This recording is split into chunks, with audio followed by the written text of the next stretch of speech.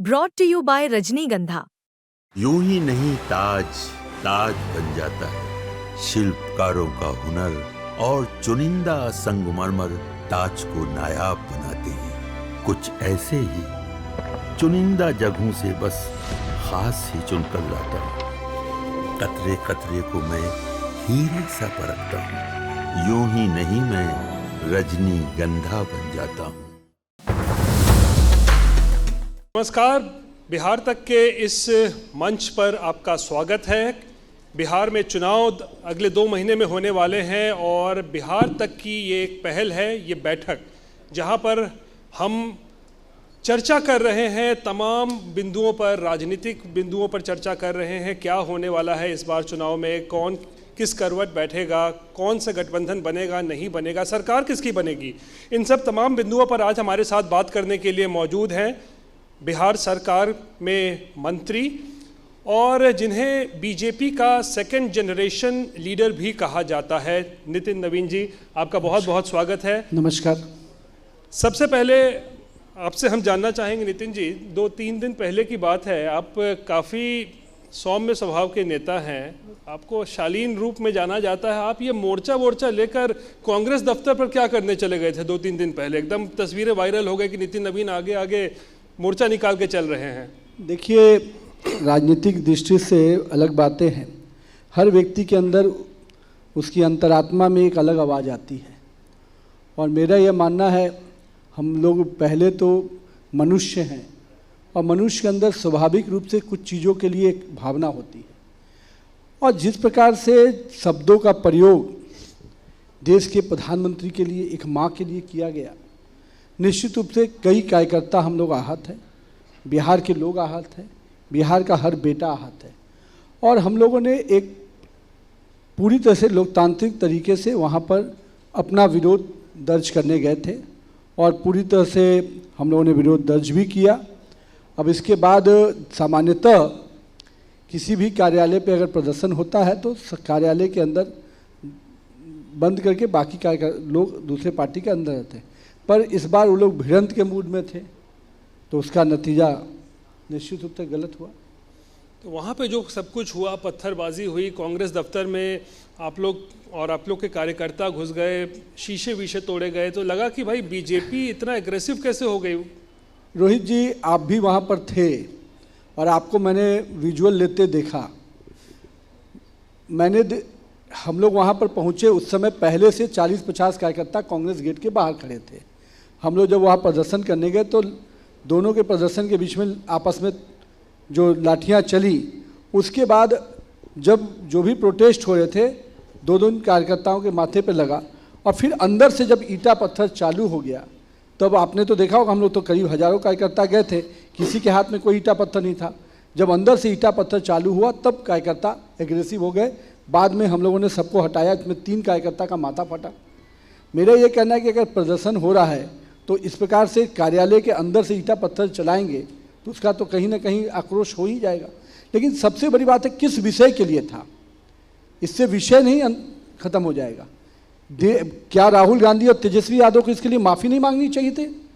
क्या उनको शर्म और या इसके लिए संवेदना नहीं व्यक्त करनी चाहिए थी कि इस प्रकार का घटना हुआ है मेरे मंच से?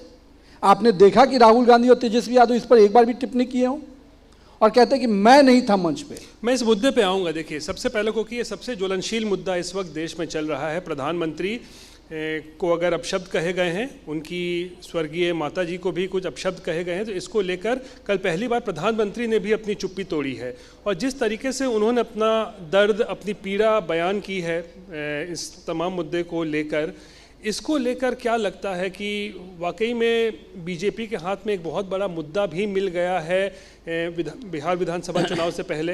मैंने इसीलिए कहा रोहित जी, हम हर चीज़ को राजनीतिक मुद्दों की दृष्टि से नहीं देखते हैं।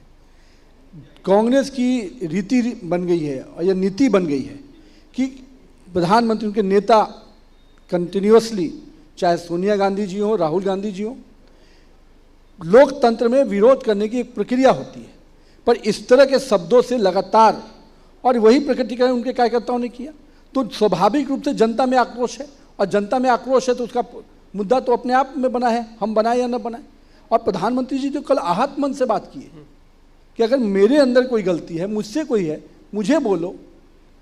जिस माँ ने मुझे जन्म दिया, जिस माँ ने मुझे संघर्ष करके इस मुकाम तक पहुंचाया, उसके बारे में इस तरह के शब्दों का प्रयोग कोई बेटा स्वीकार नहीं कर सकता है।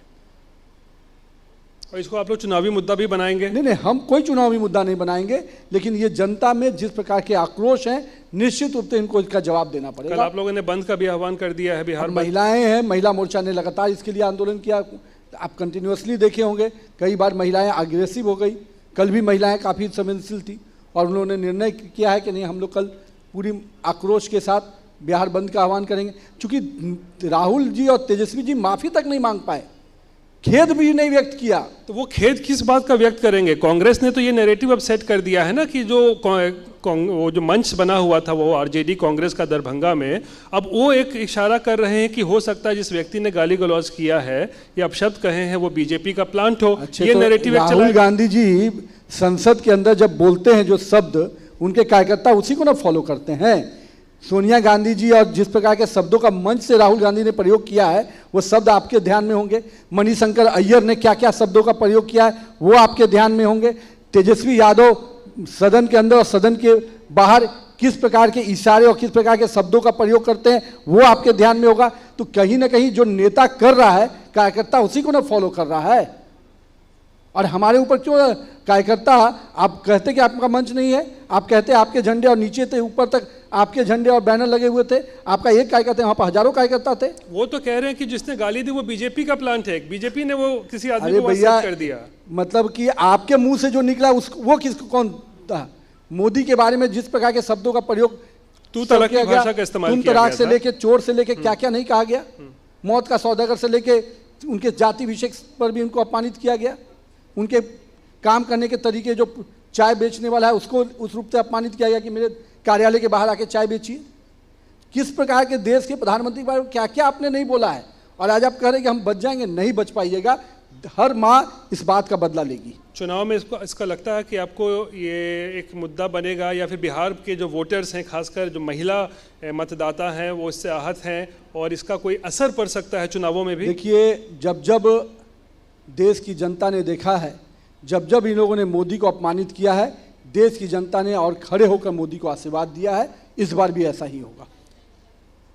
वोट चोर गद्दी छोड़, ये एक बड़ा नैरेटिव पिछले, अगर आप देखिए एक महीने के अंदर में जो है राहुल गांधी ने, मेरा सवाल आप सुन लीजिए, एक चलाने की कोशिश की है। 16 दिन की यात्रा इनकी बिहार में हुई, राहुल गांधी की और तेजस्वी यादव की। क्या लगता है इस 16 दिन की यात्रा में क्या कांग्रेस को, आरजेडी को इसका फ़ायदा होने वाला है? वोट चोर का आरोप लगाया जा रहा है प्रधानमंत्री पर। सबसे पहले रोहित जी, इससे दो बातें निकलती हैं। 16 दिन में बिहार घूमना, क्या उनके पिताजी के कालखंड में या कांग्रेस की जब सत्ता रही साथ में, क्या 16 दिन में एक जिला कवर कर पाते? आज 16 दिन में आप बिहार घूमने की बात कर रहे हैं। कहीं ना कहीं नरेंद्र मोदी और नीतीश कुमार के बनाई हुई सड़कें हैं, जिसमें आप रफ्तार से बाइक से घूमते हुए और घूमते फिरते आप रोड शो करते हुए सफ़र कर लिए। इसके लिए आपको नीतीश कुमार को धन्यवाद देना चाहिए, नरेंद्र मोदी की सरकार को धन्यवाद देना चाहिए। दूसरी बात, आप कह रहे हैं वोट की। बिहार के लोगों ने देखा है बूथ कैसे लूटे जाते थे, बंदूक के नोक पर बैलेट बॉक्स कैसे उठा लिए जाते थे। ये कौन लोग थे? यही लालू जी और कांग्रेस के लोग थे। अब वोट के अधिकार की बात करते हैं, जिसकी यात्रा निकाल रहे हैं। मैं पूछता हूं, क्या घुसपैठियों को वोट देने की अधिकार की बात आप करते हैं? बिहार में क्या घुसपैठियों को अधिकार दे दिया जाए वोट का? बिहार के 14 करोड़ लोग में से केवल 60 लाख लोग को चिन्हित किया गया है, जिसमें डेथ लिस्ट भी है, जिसमें माइग्रेशन लिस्ट भी है, और जिसमें कुछ ऐसे लोग भी हैं जो घुसपैठी हैं। निश्चित रूप से हमारी सरकार और इलेक्शन कमीशन बहुत ही अच्छा काम कर रहा है, उन घुसपैठियों को रोक रहा है। जिनका 2 जगह नाम है उसका डिलीशन हो रहा है। मेरा कहना है कि कांग्रेस को सही में अधिकार की चिंता होती तो क्या उसके एक भी बीएलए कहीं पर आपत्ति करते हुए नजर आए? इलेक्शन कमीशन का नियम है 30 दिन का समय दिया। आपके पास 80,000 बूथ हैं, 80,000 बूथ में से कम 8,000 बूथ के भी कोई क्या करता आपको निकल के कहते कि मैं वोटर का ये कंप्लेन करता, मेरी दावा आपत्ति है? कहीं भी आपको नजर आया? यात्रा तो निकाल लिया, लेकिन कार्यकर्ता को अगर इसके कहते कि जनता के अधिकार के लिए काम करो, वो नहीं हो सकता था। हमारे कार्यकर्ता ने, भाजपा कार्यकर्ता ने हर बूथ पर जहां पर डेथ हुआ या जहां पर अन्य नाम कटे हैं, उसका एक एक गहन पुनरीक्षण पर काम किया। लेकिन इनको काम से मतलब नहीं है, इनको राजनीति से, और भी किसके लिए? चंद घुसपैठिए के लिए जो बांग्लादेश से आए हुए हैं। निश्चित रूप से उनको रोकेंगे, क्योंकि हम बिहार के लोगों का हक देंगे, हम घुसपैठियों का हक नहीं दे सकते हैं। यानी मतलब कोई घुसपैठिया अगर है तो उसको बिहार से बाहर निकालना ही जाएगा। 100% जो बिहार के अंदर बिहार के लोगों के संसाधन पे, बिहार के लोगों के अन्न पे, बिहार के लोगों के रोजगार पे अगर कोई चोट पहुंचाता है तो अरे घुसपैठिए आएंगे तो किसका नुकसान होगा? बिहार के लोगों का रोजगार छीनेंगे, बिहार के लोगों के संसाधन पे अपना हक जमाएंगे। आज आपको 60 लाख लोगों के अंदर जो चंद घुसपैठिए उनकी चिंता में है। क्या 14 करोड़ बिहारियों पे आपको भरोसा नहीं है कि वो आपको वोट देंगे? किसके वोट के अधिकार? वोट तो मिल ही रहा है। और जिसकी बात इलेक्शन कमीशन की उठाते हैं, आपके सामने मैं पूछता हूं, क्या कर्नाटका में आप चुनाव लड़े थे ना? क्या जनता वहां पर नहीं वोट की? हिमाचल में आप चुनाव लड़े ना, आप चुनाव जीते, वहां जनता ने आपको वोट नहीं दिया क्या? तो क्या वो वोट चोरी के आधार पर आपको सत्ता में मिली? सोच देखिए, जहां वो जीतते हैं वहां उनका लोकतंत्र रहता है, और जहां हारते हैं वहां इलेक्शन कमीशन, सरकारें दोस्त हो जाती हैं। यही उनका जो दोहरा चरित्र है, जनता समझती है। नितिन जी, लेकिन क्या करेंगे? ये जो 16 दिन की यात्रा राहुल और तेजस्वी ने की थी, इस पे तो आपको क्या लगता है कल 36 मिनट के प्रधानमंत्री के भाषण ने पूरा पानी फेर दिया है 16 दिन की मेहनत पर? मैं तो ये कहूँगा कि 16 दिन की यात्रा का ये जो माहौल, कम से कम राहुल जी आए, तेजस्वी को इनकार करके चले गए, यही 16 दिन की यात्रा में हुआ है। कांग्रेस के लोगों, तेजस्वी जी लगातार कसिंदे कस रहे थे कि अगला पीएम राहुल होंगे, पर राहुल जी के मुंह से ये नहीं निकल पाया कि तेजस्वी कुछ हो सकते हैं। तो असली जो फलाफल निकला कि तेजस्वी इनकार किए गए कांग्रेस के द्वारा, यही है 16 दिन का रिजल्ट। चलिए दूसरे मुद्दे पर आते हैं, क्योंकि एक बड़ा मुद्दा आप लोगों के एनडीए का है नीतीश कुमार। नीतीश कुमार पर तेजस्वी यादव लगातार कहते हैं अचेत अवस्था पर हैं। 20 साल से वो बिहार के मुख्यमंत्री हैं। कब तक आप लोग नीतीश कुमार को अपने कंधे पे ढोइएगा?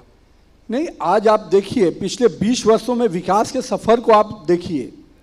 आज जिस बिहार में एक महात्मा गांधी सेतु, जिसको ब्लैक स्पॉट हम कहते थे, जहां पर एक बार बाराती चलती थी तो उसी दिन बारात लगेगी कि नहीं लगेगी कोई नहीं जानता था। इमरजेंसी में अगर हॉस्पिटल के लिए एम्बुलेंस चलेगी तो सही समय पर पहुंचेगी कोई नहीं जानता था।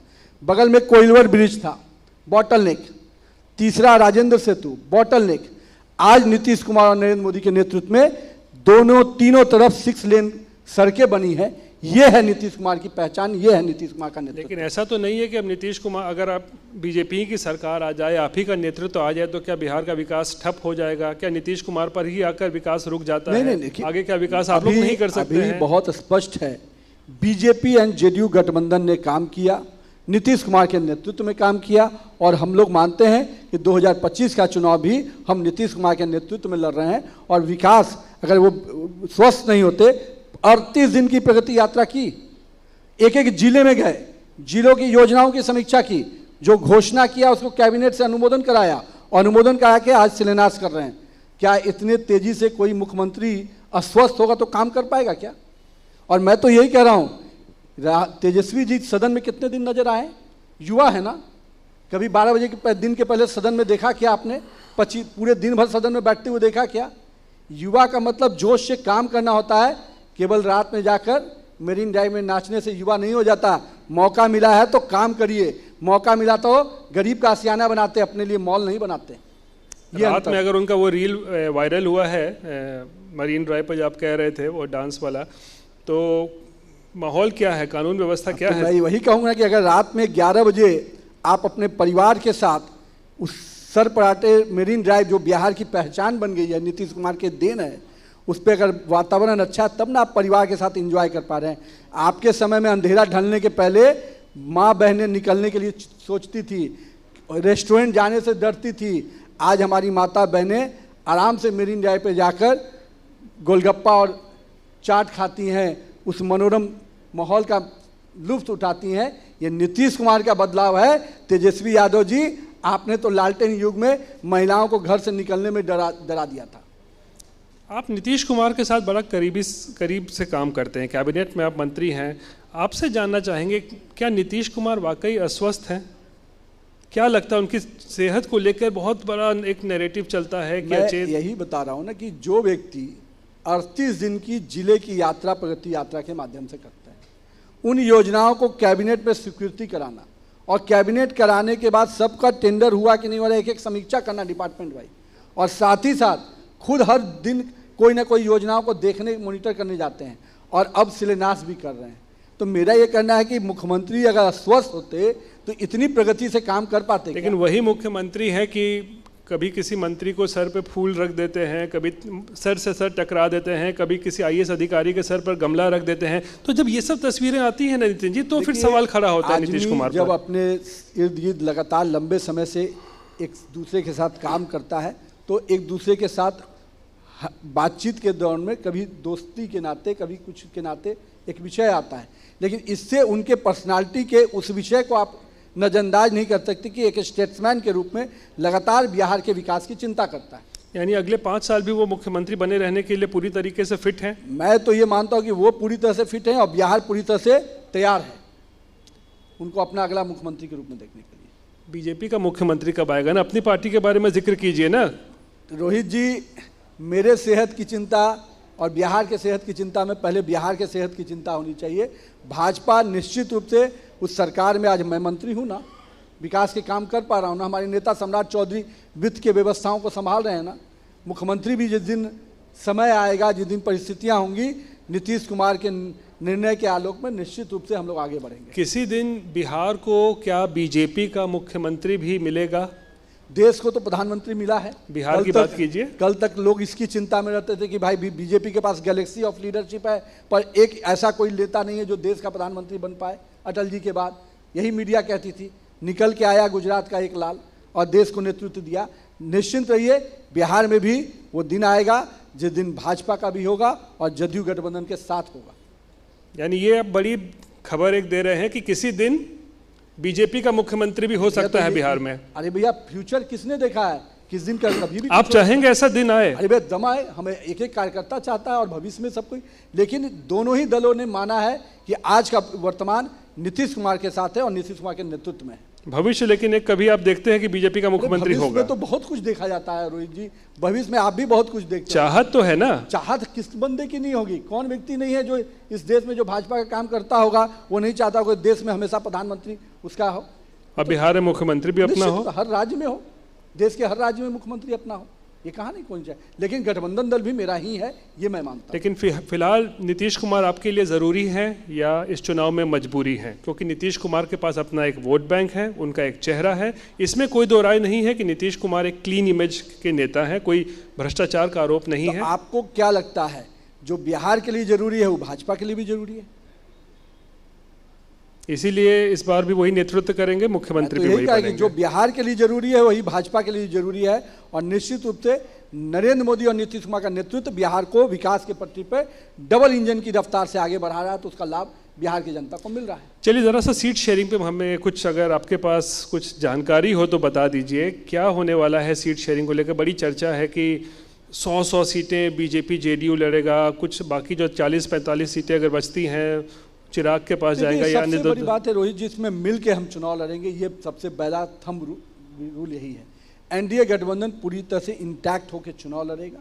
सीटों के मामले में हमारे वरिष्ठ नेता बात कर रहे हैं और जो भी आंकड़े निकल के आएंगे उसको सभी दल 243 सीट पे हम चुनाव लड़ रहे हैं, ये मंशा से हम चुनाव लड़ रहे हैं। बराबरी का क्या दर्जा दिया जाएगा इस बार नीतीश कुमार को सीट शेयरिंग में? हम लोगों ने पहले भी और आगे भी, और जो सब दल का जो अपना डिमांड्स है उसके हिसाब से सब चीज़ें बात करके होगा 100%। लेकिन एक चीज़ बड़ा कहा जाता है कि भाई बीजेपी ने जो महाराष्ट्र में किया था एकनाथ शिंदे के साथ, कहीं बिहार में वो चीज़ आप नीतीश कुमार के साथ ना दोहरा दें। चुनाव जीते नीतीश कुमार के नाम पर, लेकिन जब मुख्यमंत्री बनाने की बात आए तो ऐसा नहीं हो कि नीतीश कुमार को हटा के बीजेपी अपना मुख्यमंत्री बना दे। बिहार में आपने देखा है जब हम बड़े दल में भी थे तो भी नेता प्रतिपक्ष नीतीश कुमार को बनाया गया था, नेता बनाए थे हम लोग नीतीश कुमार जी को। तो ऐसा नहीं है, जब जब हर राज्य की अपनी अपनी परिस्थितियाँ होती है, अपना अपना नेतृत्व होता है।